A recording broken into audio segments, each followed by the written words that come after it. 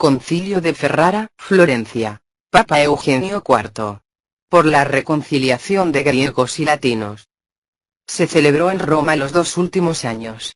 Estudió la reforma de la Iglesia y un nuevo intento de reconciliación con los griegos de Constantinopla. Estos entraron en efecto en el seno de la Iglesia con los armenios, los jacobitas, los mesopotamios, los caldeos y los maronitas. Este concilio fue en varias etapas y sedes diferentes, lo que ocasionó situaciones tirantes. Fundamentalmente trató de la unión con Roma de diferentes iglesias orientales autónomas y para unificar criterios. Declaraciones sobre la procesión del Espíritu Santo que procede del Padre y del Hijo, la Eucaristía y los novísimos, para los griegos. Decretos sobre los sacramentos, para los armenios. Sobre la Trinidad y la Encarnación, para los jacobitas. Magisterio del C. de Florencia 17 Ecuménico, unión con los griegos, armenios y jacobitas. Decreto para los griegos. De la Bula Lateniur Coeli, de 6 de julio de 1439. De la procesión del Espíritu Santo. En el nombre de la Santa Trinidad, del Padre y del Hijo y del Espíritu Santo, con aprobación de este Concilio Universal de Florencia, definimos que por todos los cristianos sea creída y recibida esta verdad de fe y así todos profesen que el Espíritu Santo procede eternamente del Padre y del Hijo, del Padre juntamente y el Hijo tiene su esencia y su ser subsistente, y de uno y otro procede eternamente como de un solo principio, y por única aspiración. Aparte declaramos que lo que los santos doctores y padres dicen que el Espíritu Santo procede del Padre por el Hijo, tiende a esta inteligencia, para significar por ello que también el Hijo es, según los griegos, causa y, según los latinos, principio de la subsistencia del Espíritu Santo, como también el Padre. Y puesto que todo lo que es del Padre, el Padre mismo se lo dio a su Hijo unigénito al engendrarle, fuera de ser Padre, el mismo precede el Hijo al Espíritu Santo, lo tiene el mismo Hijo eternamente también del mismo Padre, de quien es también eternamente engendrado. Definimos además que la adición de las palabras filioque, igual y del Hijo, fue lícita y razonablemente puesta en el símbolo, en gracia de declarar la verdad y por necesidad entonces urgente. Asimismo que el cuerpo de Cristo se consagra verdaderamente en pan de trigo acimo o fermentado y en uno u otro deben los sacerdotes consagrar el cuerpo del Señor, cada uno según la costumbre de su iglesia, oriental u occidental. Sobre los novísimos. Asimismo, si los verdaderos penitentes salieren de este mundo antes de haber satisfecho con frutos dignos de penitencia por lo cometido y omitido, sus almas son purgadas con penas purificatorias después de la muerte, y para ser aliviadas de esas penas, les aprovechan los sufragios de los fieles vivos, tales como el sacrificio de la misa, oraciones y limosnas, y otros oficios de piedad, que los fieles acostumbran practicar por los otros fieles, según las instituciones de la Iglesia. Y que las almas de aquellos que después de recibir el bautismo, no incurrieron absolutamente en mancha alguna de pecado, y también aquellas que, después de contraer mancha de pecado, la han purgado, o mientras vivían en sus cuerpos o después que salieron de ellos, según arriba se ha dicho, son inmediatamente recibidas en el cielo y ven claramente a Dios mismo, trino y uno, tal como es, unos sin embargo con más perfección que otros, conforme a la diversidad de los merecimientos. Pero las almas de aquellos que mueren en pecado mortal actual o con solo el original, bajan inmediatamente al infierno, para ser castigadas, si bien con penas diferentes. 464. Asimismo definimos que la Santa Sede Apostólica y el Romano Pontífice tienen el primado sobre todo el orbe y que el mismo Romano Pontífice es el sucesor del bienaventurado Pedro, príncipe de los apóstoles, verdadero vicario de Cristo y cabeza de toda la Iglesia y padre y maestro de todos los cristianos, y que al mismo, en la persona del bienaventurado Pedro, le fue entregada por nuestro Señor Jesucristo plena potestad de apacentar, regir y gobernar a la Iglesia universal, como se contiene hasta en las actas de los concilios ecuménicos y en los sagrados cánones. Decreto para los armenios. De la Bula Exsultate Deo, de 22 de noviembre de 1439. Para la más fácil doctrina de los mismos armenios, tanto presentes como por venir, reducimos a esta brevísima fórmula la verdad sobre los sacramentos de la Iglesia. 7 son los sacramentos de la nueva ley, a saber, bautismo, confirmación, Eucaristía, penitencia, extrema unción, orden y matrimonio, que mucho difieren de los sacramentos de la antigua ley. Estos, en efecto, no producían la gracia, sino que solo figuraban la que había de darse por medio de la pasión de Cristo. Pero los nuestros no solo contienen la gracia, sino que la confieren a los que dignamente los reciben. De estos, los 5 primeros están ordenados a la perfección espiritual de cada hombre en sí mismo, y los 2 últimos al régimen y multiplicación de toda la Iglesia. Por el bautismo, en efecto, se renace espiritualmente. Por la confirmación aumentamos en gracia y somos fortalecidos en la fe. Y, una vez nacidos y fortalecidos, somos alimentados por el manjar divino de la Eucaristía. Y si por el pecado contraemos una enfermedad del alma, por la penitencia somos espiritualmente sanados. Y espiritualmente también y corporalmente, según conviene al alma, por medio de la extrema unción. Por el orden, empero, la Iglesia se gobierna y multiplica espiritualmente, y por el matrimonio se aumenta corporalmente. Todos estos sacramentos se realizan por 3 elementos: de las cosas, como materia; de las palabras, como forma; y de la persona del ministro que confiere el sacramento con intención de hacer lo que hace la Iglesia. Si uno de ellos falta, no se realiza el sacramento. Entre estos sacramentos, hay 3. Bautismo, confirmación y orden, que imprimen carácter en el alma, esto es, cierta señal indeleble que la distingue de las demás. De ahí que no se repiten en la misma persona. Mas los 4 restantes no imprimen carácter y admiten la reiteración. El primer lugar entre los sacramentos lo ocupa el santo bautismo, que es la puerta de la vida espiritual, pues por él nos hacemos miembros de Cristo y del cuerpo de la Iglesia. Y habiendo por el primer hombre entrado la muerte en todos, si no renacemos por el agua y el Espíritu, como dice la verdad, no podemos entrar en el reino de los cielos. Compárese yo. 3:5. La materia de este sacramento es el agua verdadera y natural, y lo mismo da que sea caliente o fría. Y la forma es: yo te bautizo en el nombre del Padre y del Hijo y del Espíritu Santo. No negamos, sin embargo, que también se realiza verdadero bautismo por las palabras: es bautizado este siervo de Cristo en el nombre del Padre y del Hijo y del Espíritu Santo. O, es bautizado por mis manos fulano en el nombre del Padre y del Hijo y del Espíritu Santo. Porque, siendo la Santa Trinidad la causa principal por la que tiene virtud del bautismo, y la instrumental el ministro que da externamente el sacramento, si se expresa el acto que se ejerce por el mismo ministro, con la invocación de la Santa Trinidad, se realiza el sacramento. El ministro de este sacramento es el sacerdote, a quien de oficio compete bautizar. Pero, en caso de necesidad, no solo puede bautizar el sacerdote o el diácono, sino también un laico y una mujer y hasta un pagano y hereje, con tal de que guarde la forma de la Iglesia y tenga intención de hacer lo que hace la Iglesia. El efecto de este sacramento es la remisión de toda culpa original y actual, y también de toda la pena que por la culpa misma se debe. Por eso no ha de imponerse a los bautizados satisfacción alguna por los pecados pasados, sino que, si mueren antes de cometer alguna culpa, llegan inmediatamente al reino de los cielos y a la visión de Dios. El segundo sacramento es la confirmación, cuya materia es el crisma, compuesto de aceite que significa el brillo de la conciencia, y de bálsamo, que significa el buen olor de la buena fama, bendecido por el obispo. La forma es: te signo con el signo de la cruz y confirmo con el crisma de la salud, en el nombre del Padre, y del Hijo, y del Espíritu Santo. El ministro ordinario es el obispo.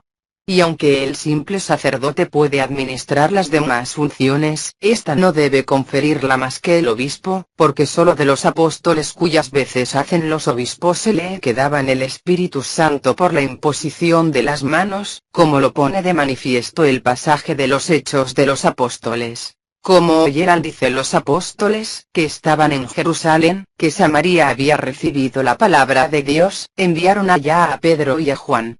Llegados que fueron, oraron por ellos, para que recibieran el Espíritu Santo, pues todavía no había venido sobre ninguno de ellos, sino que estaban solo bautizados en el nombre del Señor Jesús.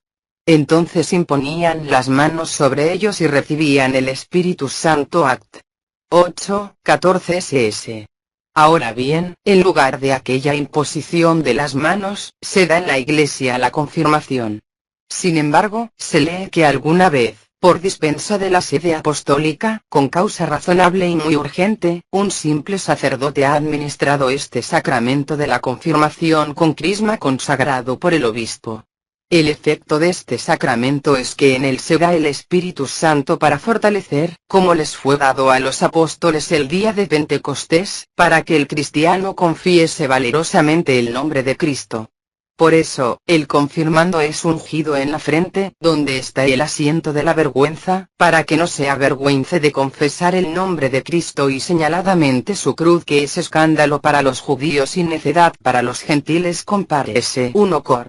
1:23, según el apóstol. Por eso es señalado con la señal de la cruz. El tercer sacramento es el de la Eucaristía, cuya materia es el pan de trigo y el vino de vid, al que antes de la consagración debe añadirse una cantidad muy módica de agua. Ahora bien, el agua se mezcla porque, según los testimonios de los padres y doctores de la Iglesia, aducidos antes en la disputación, se cree que el Señor mismo instituyó este sacramento en vino mezclado de agua. Luego, porque así conviene para la representación de la pasión del Señor. Dice, en efecto, el bienaventurado Papa Alejandro, quinto sucesor del bienaventurado Pedro, en las oblaciones de los misterios que se ofrecen al Señor dentro de la celebración de la misa deben ofrecerse en sacrificio solamente pan y vino mezclado con agua. Porque no debe ofrecerse para el cáliz del Señor, ni vino solo ni agua sola, sino uno y otra mezclados, puesto que uno y otra, esto es, sangre y agua, se le ha haber brotado del costado de Cristo. Ya también, porque conviene para significar el efecto de este sacramento, que es la unión del pueblo cristiano con Cristo. El agua, efectivamente, significa al pueblo, según el paso del Apocalipsis. Las aguas muchas, son los pueblos muchos. Apoc. 17:15. Y el Papa Julio, segundo después del bienaventurado Silvestre, dice: el cáliz del Señor, según precepto de los cánones, ha de ofrecerse con mezcla de vino y agua, porque vemos que en el agua se entiende el pueblo y en el vino se manifiesta la sangre de Cristo. Luego, cuando en el cáliz se mezcla el agua y el vino, el pueblo se une con Cristo y la plebe de los creyentes se junta y estrecha con aquel en quien cree. Como quiera, pues, que tanto la Santa Iglesia Romana, que fue enseñada por los beatísimos apóstoles Pedro y Pablo, como las demás iglesias de latinos y griegos en que brillaron todas las lumbreras de la santidad y la doctrina, así lo han observado desde el principio de la Iglesia naciente y todavía la guardan. Muy inconveniente parece que cualquier región discrepe de esta universal y razonable observancia. Decretamos, pues, que también los mismos armenios se conformen con todo el orbe cristiano y que sus sacerdotes, en la oblación del cáliz, mezclen al vino, como se ha dicho, un poquito de agua. La forma de este sacramento son las palabras con que el Salvador consagró este sacramento, pues el sacerdote consagra este sacramento hablando en persona de Cristo. Porque en virtud de las mismas palabras, se convierten la sustancia del pan en el cuerpo y la sustancia del vino en la sangre de Cristo. De modo, sin embargo, que todo Cristo se contiene bajo la especie de pan y todo bajo la especie de vino. También bajo cualquier parte de la hostia consagrada y del vino consagrado, hecha la separación, está Cristo entero.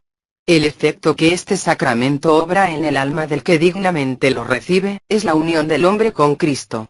Y como por la gracia se incorpora el hombre a Cristo y se une a sus miembros, es consiguiente que por este sacramento se aumente la gracia en los que dignamente lo reciben. Y todo el efecto que la comida y bebida material obran en cuanto a la vida corporal, sustentando, aumentando, reparando y deleitando, este sacramento lo obra en cuanto a la vida espiritual. En él, como dice el Papa Urbano, recordamos agradecidos la memoria de nuestro Salvador, somos retraídos de lo malo, confortados en lo bueno, y aprovechamos en el crecimiento de las virtudes y de las gracias.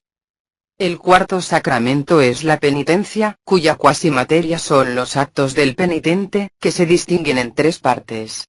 La primera es la contrición del corazón, a la que toca dolerse del pecado cometido con propósito de no pecar en adelante.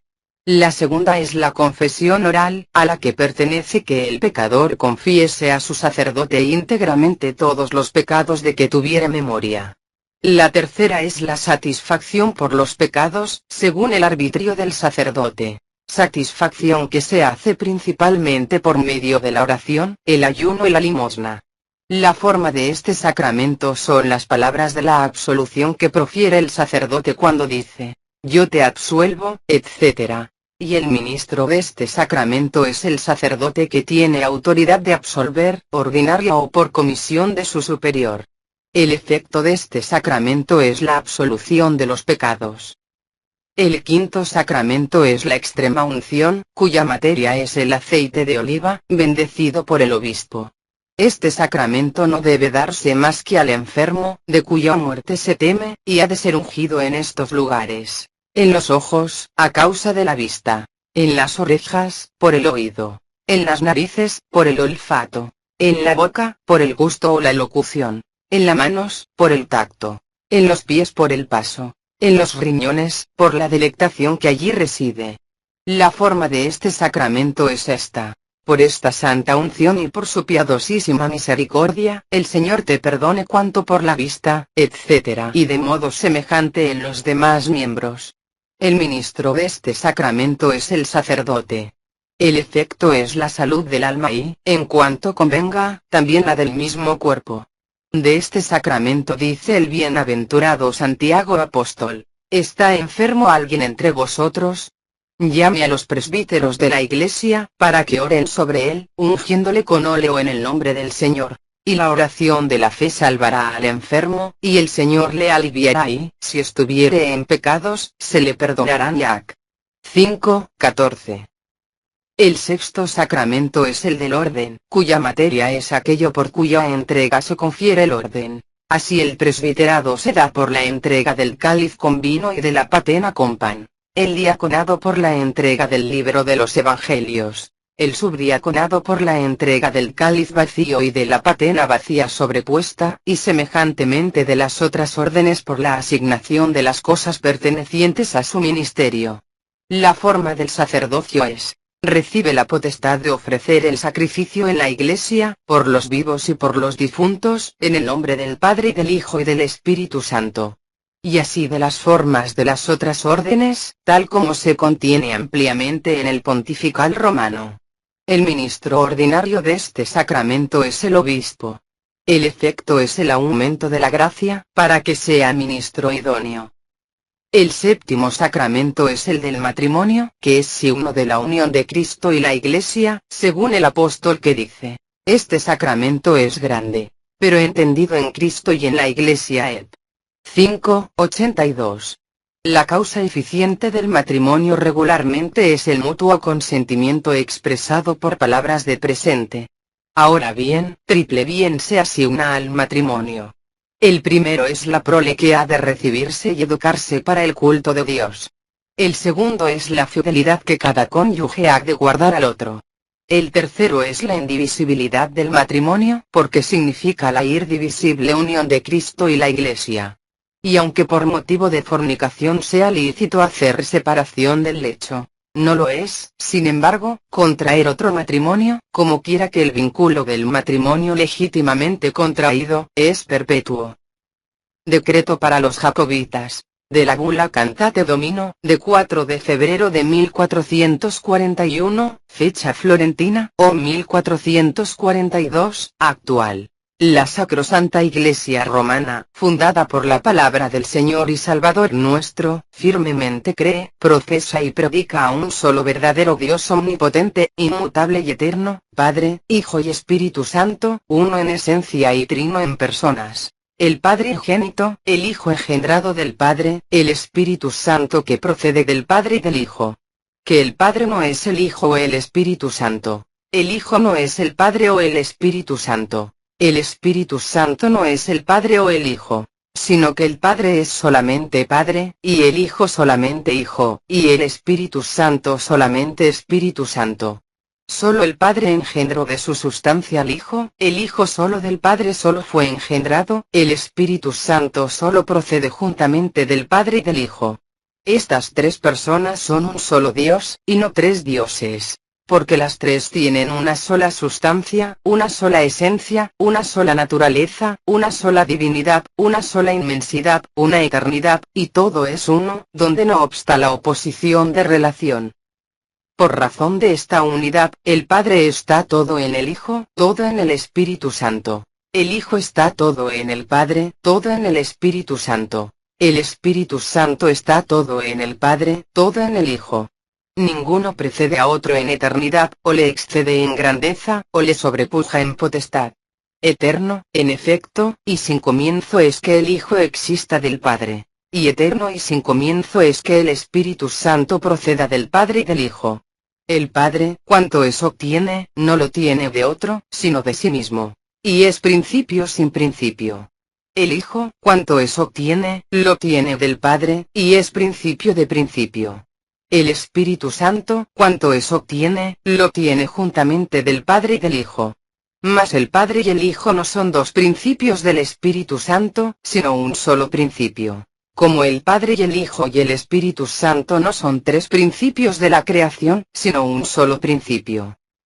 A cuantos, consiguientemente, sienten de modo diverso y contrario, los condena, reprueba y anatematiza, y proclama que son ajenos al cuerpo de Cristo, que es la Iglesia. De ahí condena Sabelio, que confunde las personas y suprime totalmente la distinción real de las mismas. Condena a los arrianos, eunomianos y macedonianos, que dicen que solo el Padre es Dios verdadero y ponen al Hijo y al Espíritu Santo en el orden de las criaturas. Condena también a cualesquiera otros que pongan grados o desigualdad en la Trinidad.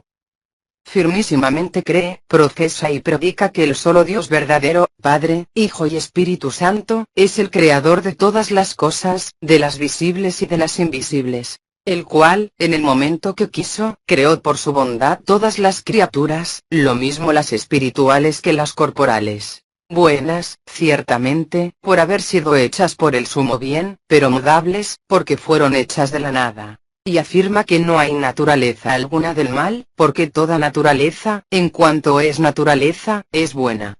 Profesa que uno solo y mismo Dios es autor del Antiguo y Nuevo Testamento, es decir, de la ley, de los profetas y del Evangelio, porque por inspiración del mismo Espíritu Santo han hablado los santos de uno y otro testamento. Los libros que ella recibe y venera, se contienen en los siguientes títulos. Siguen los libros del canon. Compare S. 784. EP 32. Además, anatematiza la insania de los maniqueos, que pusieron dos primeros principios, uno de lo visible, otro de lo invisible, y dijeron ser uno el Dios del Nuevo Testamento y otro el del Antiguo. Firmemente cree, profesa y predica que una persona de la Trinidad, verdadero Dios, Hijo de Dios, engendrado del Padre, consustancial y coeterno con el Padre, en la plenitud del tiempo que dispuso la alteza inescrutable del divino consejo, por la salvación del género humano, tomó del seno inmaculado de María Virgen la verdadera e íntegra naturaleza del hombre y se la unió consigo en unidad de persona con tan íntima unidad, que cuanto allí hay de Dios, no está separado del hombre. Y cuanto hay de hombre, no está dividido de la divinidad. Y es un solo y mismo indiviso, permaneciendo una y otra naturaleza en sus propiedades, Dios y hombre, Hijo de Dios e Hijo del hombre, igual al Padre según la divinidad, menor que el Padre según la humanidad, inmortal y eterno por la naturaleza divina, pasible y temporal por la condición de la humanidad asumida. Firmemente cree, profesa y predica que el Hijo de Dios en la humanidad que asumió de la Virgen nació verdaderamente, sufrió verdaderamente, murió y fue sepultado verdaderamente, resucitó verdaderamente de entre los muertos, subió a los cielos y está sentado a la diestra del Padre y ha de venir al fin de los siglos para juzgar a los vivos y a los muertos. Anatematiza, empero, detesta y condena toda herejía que sienta lo contrario. Y en primer lugar, condena a Ebión, Cerinto, Marcián, Pablo de Samosata, Fotino, y cuantos de modo semejante blasfeman, quienes no pudiendo entender la unión personal de la humanidad con el Verbo, negaron que nuestro Señor Jesucristo sea verdadero Dios, confesándole por puro hombre que, por participación mayor de la gracia divina, que había recibido, por merecimiento de su vida más santa, se llamaría hombre divino. Anatematiza también a Maniqueo con sus secuaces, que con sus sueños de que el Hijo de Dios no había asumido cuerpo verdadero, sino fantástico, destruyeron completamente la verdad de la humanidad en Cristo. Así como a Valentín, que afirma que el Hijo de Dios nada tomó de la Virgen Madre, sino que asumió un cuerpo celeste y pasó por el seno de la Virgen, como el agua fluye y corre por un acueducto. Arrió también que, afirmando que el cuerpo tomado de la Virgen careció de alma, quiso que la divinidad ocupara el lugar del alma. También Apolinar quien, entendiendo que, si se niega en Cristo el alma que informe al cuerpo, no hay en él verdadera humanidad, puso solo el alma sensitiva, pero la divinidad del Verbo hizo las veces de alma racional. Anatematiza también a Teodoro de Mopsuesta y a Nestorio, que afirman que la humanidad se unió al Hijo de Dios por gracia, y que por eso hay dos personas en Cristo, como confiesan haber dos naturalezas, por no ser capaces de entender que la unión de la humanidad con el Verbo fue hipostática, y por eso negaron que recibiera la subsistencia del Verbo. Porque, según esta blasfemia, el Verbo no se hizo carne, sino que el Verbo, por gracia, habitó en la carne. Esto es, que el Hijo de Dios no se hizo hombre, sino que más bien el Hijo de Dios habitó en el hombre. Anatematiza también, execra y condena al archimandrita Eutiques, quien, entendiendo que, según la blasfemia de Nestorio, quedaba excluida la verdad de la encarnación, y que era menester, por ende, de tal modo estuviera unida la humanidad al Verbo de Dios que hubiera una sola y la misma persona de la divinidad y de la humanidad, y no pudiendo entender cómo se de la unidad de personas subsistiendo la pluralidad de naturalezas. Como puso una sola persona de la divinidad y de la humanidad en Cristo, así afirmó que no hay más que una sola naturaleza, queriendo que antes de la unión hubiera dualidad de naturalezas, pero en la Asunción pasó a una sola naturaleza, concediendo con máxima blasfemia e impiedad o que la humanidad se convirtió en la divinidad o la divinidad en la humanidad. Anatematiza también, execra y condena a Macario de Antioquía, y a todos los que a su semejanza sienten, quien, si bien sintió con verdad acerca de la dualidad de naturalezas y unidad de personas, erró, sin embargo, enormemente acerca de las operaciones de Cristo, diciendo que en Cristo fue una sola la operación y voluntad de una y otra naturaleza. A todos estos con sus herejías, los anatematiza la sacrosanta Iglesia romana, afirmando que en Cristo hay dos voluntades y dos operaciones. Firmemente cree, profesa y enseña que nadie concebido de hombre y de mujer fue jamás librado del dominio del diablo sino por merecimiento del que es mediador entre Dios y los hombres, Jesucristo Señor nuestro. Quien, concebido sin pecado, nacido y muerto al borrar nuestros pecados, él solo por su muerte derribó al enemigo del género humano y abrió la entrada del reino celeste, que el primer hombre por su propio pecado con toda su sucesión había perdido. Y a quien de antemano todas las instituciones sagradas, sacrificios, sacramentos y ceremonias del Antiguo Testamento señalaron como al que un día había de venir.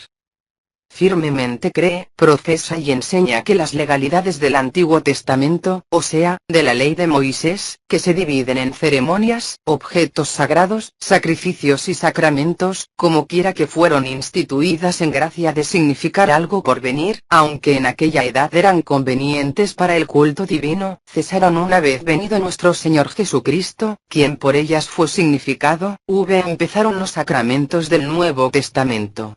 Y que mortalmente peca quien quiera ponga en las observancias legales su esperanza después de la pasión, y se someta a ellas, como necesarias a la salvación, como si la fe de Cristo no pudiera salvarnos sin ellas.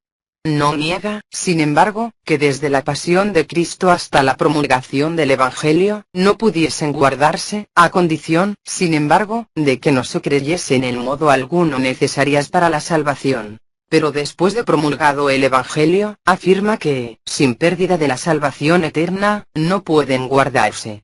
Denuncia consiguientemente como ajenos a la fe de Cristo a todos los que, después de aquel tiempo, observan la circuncisión y el sábado y guardan las demás prescripciones legales y que en modo alguno pueden ser partícipes de la salvación eterna, a no ser que un día se arrepientan de esos errores. Manda, pues, absolutamente a todos los que se glorían del nombre cristiano que han de cesar de la circuncisión en cualquier tiempo, antes o después del bautismo, porque ora se ponga en ella la esperanza, ora no puede en absoluto observarse sin pérdida de la salvación eterna. En cuanto a los niños advierte que, por razón del peligro de muerte que con frecuencia puede acontecerles, como quiera que no puede socorrérseles con otro remedio que con el bautismo, por el que son librados del dominio del diablo y adoptados por hijos de Dios, no ha de diferirse el sagrado bautismo por espacio de 40 o de 80 días o por otro tiempo según la observancia de algunos, sino que ha de conferírseles tan pronto como pueda hacerse cómodamente. De modo, sin embargo, que si el peligro de muerte es inminente han de ser bautizados sin dilación alguna, aun por un laico o mujer, si falta sacerdote, en la forma de la Iglesia, según más ampliamente se contiene en el decreto para los armenios v. 696. Firmemente cree, profesa y predica que toda criatura de Dios es buena y nada ha de rechazarse de cuanto se toma con la acción de gracias 1 Tim. 4, porque según la palabra del Señor, no lo que entra en la boca mancha al hombre mt. 15, y que aquella distinción de la ley mosaica entre manjares limpios e inmundos pertenece a un ceremonial que ha pasado y perdido su eficacia al surgir el Evangelio. Dice también que aquella prohibición de los apóstoles, de abstenerse de lo sacrificado a los ídolos, de la sangre y de lo ahogado act. 15:29, fue conveniente para aquel tiempo en que iba surgiendo la única iglesia de entre judíos y gentiles que vivían antes con diversas ceremonias y costumbres, a fin de que junto con los judíos observaran también los gentiles algo en común y, a par que se daba ocasión para reunirse en un solo culto de Dios y en una sola fe, se quitara toda materia de disensión. Porque a los judíos, por su antigua costumbre, la sangre y lo ahogado les parecían cosas abominables, y por la comida de lo inmolado podían pensar que los gentiles volverían a la idolatría. Mas cuando tanto se propagó la religión cristiana que ya no aparecía en ella ningún judío carnal, sino que todos, al pasar a la iglesia, convenían en los mismos ritos y ceremonias del Evangelio, creyendo que todo es limpio para los limpios. Tit. 1:15. Al cesar la causa de aquella prohibición apostólica, cesó también su efecto. Así, pues, proclama que no ha de condenarse especie alguna de alimento que la sociedad humana admita, ni ha de hacer nadie, varón o mujer, distinción alguna entre los animales, cualquiera que sea el género de muerte con que mueran, si bien para salud del cuerpo, para ejercicio de la virtud, por disciplinas regular y eclesiástica, puedan y deban dejarse muchos que no están negados, porque, según el apóstol, todo es lícito, pero no todo es conveniente. 1 Cor. 6:12. 10:22. Firmemente cree, profesa y predica que nadie que no esté dentro de la Iglesia católica, no solo paganos, sino también judíos o herejes y cismáticos, puede hacerse partícipe de la vida eterna, sino que irá al fuego eterno que está aparejado para el diablo y sus ángeles. Mt. 25:41, a no ser que antes de su muerte se uniere con ella. Y que es de tanto precio la unidad en el cuerpo de la Iglesia, que solo a quienes en él permanecen les aprovechan para su salvación los sacramentos y producen premios eternos los ayunos, limosnas y demás oficios de piedad y ejercicios de la milicia cristiana. Y que nadie, por más limosnas que hiciere, aun cuando derramaré su sangre por el nombre de Cristo, puede salvarse, si no permaneciere en el seno y unidad de la Iglesia católica. Siguen los concilios ecuménicos recibidos por la Iglesia romana y los decretos para los griegos y armenios. Mas como en el antes citado decreto para los armenios, no fue explicada la forma de las palabras de que la Iglesia romana, fundada en la autoridad y doctrina de los apóstoles, acostumbró a usar siempre en la consagración del cuerpo y de la sangre del Señor, hemos creído conveniente insertarla en el presente. En la consagración del cuerpo, usa de esta forma de palabras: este es mi cuerpo, y en la de la sangre: porque este es el cáliz de mi sangre, del nuevo y eterno testamento, misterio de fe, que por vosotros y por muchos será derramada en remisión de los pecados.